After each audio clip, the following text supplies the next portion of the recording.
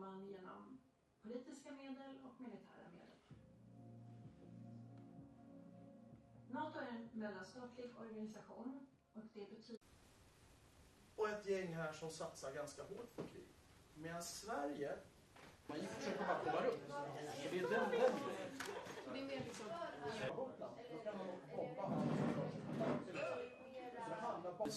Sluta även med det här är ensamt. Det är inte Sovjetunionen. De har ju inte Warszawapakten längre. Formellt sett stämmer det.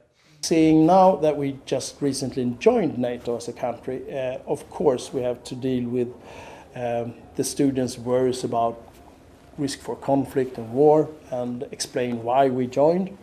We've had the policy of the neutrality for so long, several hundred years.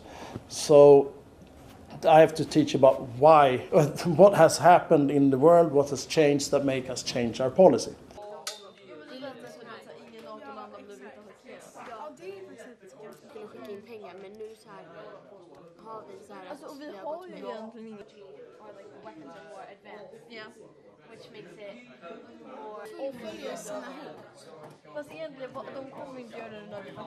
I feel safe that Sweden is with NATO, but I feel unsafe that there might start out a world, not a world war, but that it might start out a war.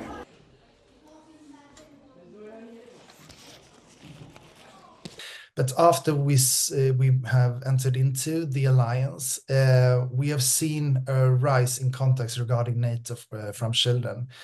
And I mean, close to all of those contacts are around worries about war.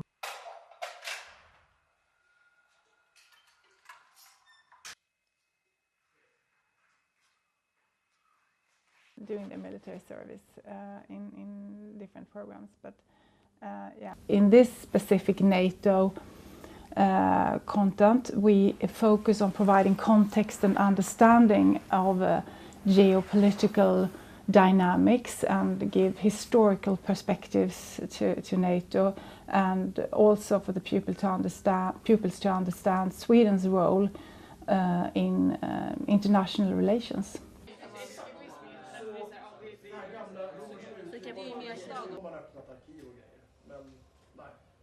För att komma till mig på ålderdomshemmet och förklara. Inte utan fullt ut. Han har bjudit in som Hanie och de andra kindpussat.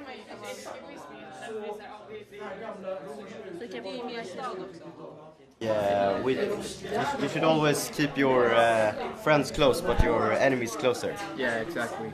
De kan bestämma över om Sverige verkligen får hjälp.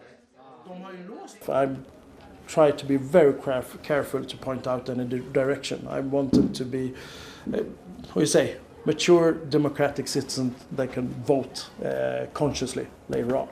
And it feels we get different reactions, but it's mostly pro-NATO, of course.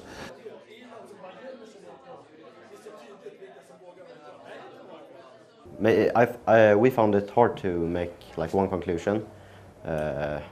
But from a military perspective, we only saw great possibilities. Like, of course, our military gets stronger and better if we cooperate with others, and especially Turkey, for example, which is the largest military country in Europe.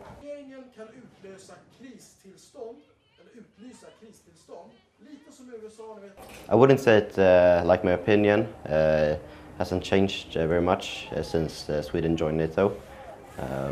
Yeah, but of course, like the factor, the perspective that you can be sent like into another country to fight a war. Of course, it's changed, but when I'll decide later, I think mainly I will be influenced by like maybe my friends, what they're doing. But of course, it's a great. It's a privilege to, like, I think it's a privilege to serve my country, like in the military.